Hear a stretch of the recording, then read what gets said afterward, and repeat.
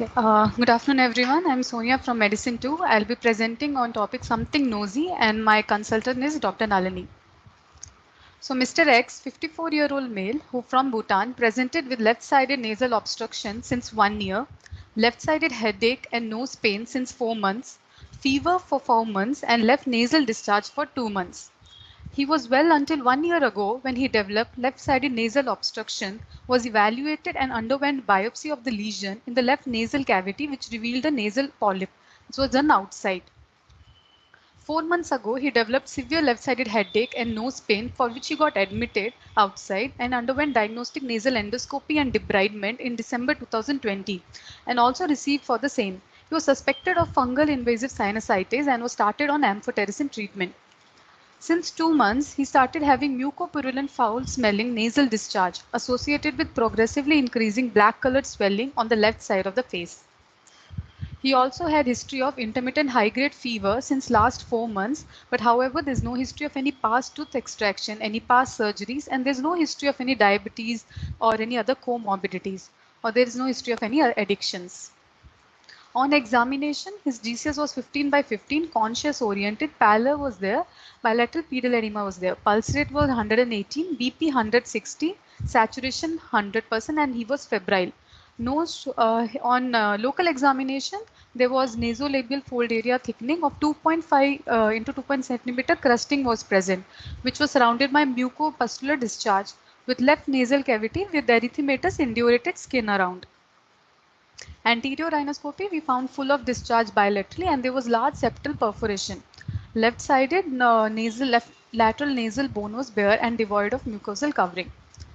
External ocular movements were normal bilaterally and finger counting at was 2 meter bilaterally. Oral cavity, there were multiple missing teeth, but there was no loose teeth or any cavities. Other systemic examination, CVS, it was normal, no murmur seen. Respiratory system, bilateral echo layer entry, no added sounds, and CNS, no focal neurological deficits. Abdomen-wise also soft, non-tender, and no organomegaly. So summary, 54-year-old male with no comorbidities, presented with fever, left-sided nasal obstruction, pain, and nasal discharge. So this was the presentation. This is the patient which we have taken the photographs after taking his consent. It's another picture of him showing there is a nasal, there is a lot of crusting is seen and there is also, we can see the perforation. So differentials considered were chronic rhinosinusitis because of fungal, any malignancy like squamous cell carcinoma or non-keratinizing nasopharyngeal carcinoma or any autoimmune disorder like GPA, granulomatous polymeningitis. On evaluation, his hemoglobin was 4.6, which was MCV was 62.4. So he had a microcytic hypochromic anemia with counts of 60 to 100 and platelets was 1,70,000. There was no acute kidney injury. Creatinine was 0.6. Electrolytes were sodium 127, potassium 3.5 and bicarb 21. Urine analysis was normal and liver function test showed there was transaminitis was seen and ALP was also increased. Blood-borne virus screening was negative and coagulation parameters were normal. Blood cultures were sent. 2 sets of blood cultures were negative. So this is one of the imaging of MRI, which is we can see one of the septal perforation can be seen, and on the left side we can also see the skin, the nasal ella is missing on the left side. So MRI showed features of invasive fungal sinusitis with pansinusitis with bone involvement and extensive extrasinus inflammation. However, patient had no history of any diabetes or any long intake of steroids or any history of past procedure. So further evaluation for any underlying immunocompromised state was considered. So we sent for ANCAs which were negative. Serum electrophoresis showed AG ratio reversal with a band, but kappa lambda ratio was normal. Even IFE was normal. So by that time, nasal mucosal biopsy was done, which showed atypical lymphocyte infiltrate suggestive of extranodal NKT cell lymphoma with no fungal element seen. And the outside blocks were also, which were taken outside, but they were also reviewed here, which showed inflammatory infiltrates of lymphocytes, histiocytes, and plasma cells, no fungal elements, and it was consistent with extranodal NKT cell lymphoma. This biopsy was taken from left nasal mass and left cheek region. IHC was sent, that is atypical lymphoid cells were positive for CD3 and TIA, and also CD4 and Epstein-Barr EBV LMP was also there. So NK T cell lymphoma and Epstein-Barr virus association. So peripheral T cell lymphoma are heterogeneous group of aggressive neoplasm that constitute less than 15% of all non-Hodgkin's lymphoma. And one of the types is extranodal NK T cell lymphoma, that is nasal type. So most common cause of this syndrome, this is called a lethal midline granuloma. Clinical presentation is seen in nasopharynx, which is very typical. This is most common in Asia, like China, Japan, Korea. And the incidence of NKT lymphoma is around 0.09 per 1 lakh individuals. So this article reviewed the common sites of presentation of NK T cell lymphoma, which mostly was maximum seen in nasocavity, followed by nasopharynx, oropharynx, and oral cavity. So Epstein-Barr virus positive. So this is a showing how the pathogenesis. So EB, once the Epstein-Barr virus infection, this is the latent membrane protein which gets activated. It acts through different ways. So first is through JAK-STAT activation. It can cause EZH2 chromosome phosphorylation, which will cause DNA methylation and cell proliferation. The other pathway is it can also cause through NFKB activation causing cervinin, that will also cause inhibit the cell apoptosis, so that will also cause increased cell proliferation. The other is that any silencing of chromosome 6q, that will also in the other will cause activation of JAK-STAT, which will in the end cause EZH2 and finally induce cell proliferation and deny DNA methylation.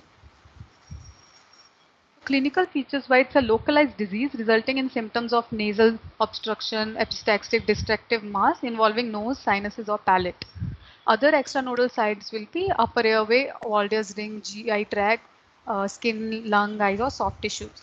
Histology wise, it is polymorphous lymphocyte infiltrate that invade the vascular walls and produce extensive fibrinoid necrosis. And there are also malignant cells. These malignant cells are basically large cells with fine cytoplasm, and there is irregular nuclear folding is seen. So diagnosis of ENKL can be made on the evaluation of a biopsy specimen from the site of involvement, usually in the midfacial area. Diagnostic feature are demonstration of NK or T cell markers and Epstein-Barr virus. Although CD56 is typically expressed, but tumors that do not express CD56 can be still classified as ENKL if both cytotoxic molecules and EBV are positive. So treatment-wise, there are different approaches. So this is chemotherapy, CMT approach, that protocol with chemotherapy and radiotherapy. This is one of the approach which is there are a lot of studies showing different approaches which can be used. This is one is a RT for sequential approach, in which they give reduced dose of dexamethasone IV on day 1 to 3, followed by etoposide, that is 67 mg meter square IV over 2 hours. That is also on day 1 to 3. Ifosfamide on day 1 to 3 and carboplatin, that is 200 mg per meter square over 30 minutes on day 1. Prognosis, prognostic index of NK cell lymphoma is overall a very poor prognosis. There is a prognostic marker like pink is the prognostic index, which takes the following parameters into consideration, like age more than 60 years, stage 3 or stage 4 disease, distant lymph node involvement, and non-nasal type. So according to that, we can classify as low risk is 81% with 0 points, and intermediate risk is 1 point, and high risk more than 2 points is 25%. There are multiple case reports have been seen. This is one of the case report of a extranodal NK T cell lymphoma, where the patient had a primarily involvement in the eye. The patient had a swelling and she had a maculated uveitis. The another case report was seen in here it was published in 2019, where one 48-year-old female with no comorbidities presented with a painful facial swelling. She was admitted outside and she was evaluated and she was treated as for a cellulitis for treatment. But by the time she went back and she was re-evaluated again, she was found to have a NK T cell lymphoma. So for our patient, after proven biopsy report, he has been taken over by hematology department for further management. So learning point will be that other differential or destructive nasal midline lesions to be kept in mind, which can mimic as invasive fungal sinusitis. Then other different presentations of malignancy and the treatment and prognostication of ENKL. Thank you.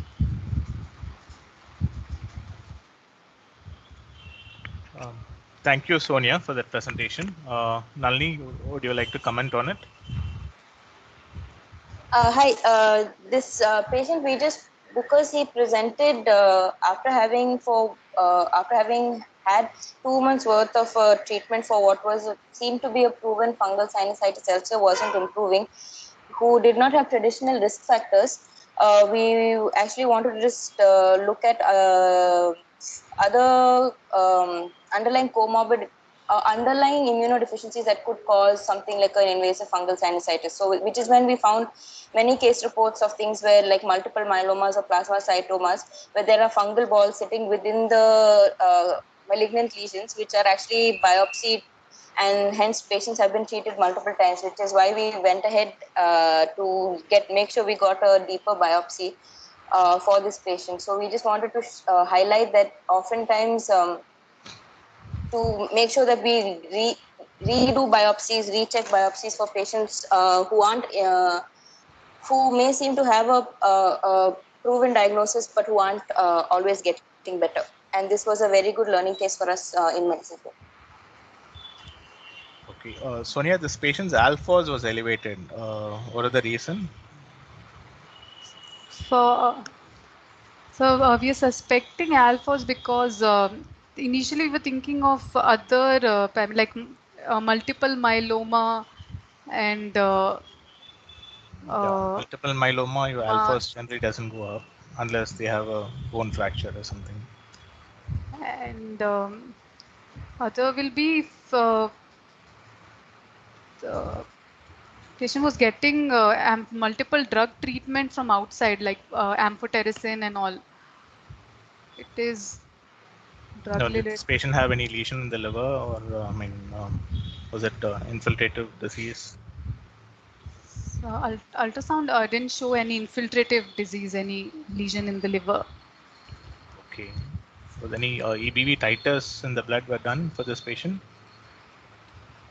EBV titers, actually, no, sir. EBV titers we didn't do.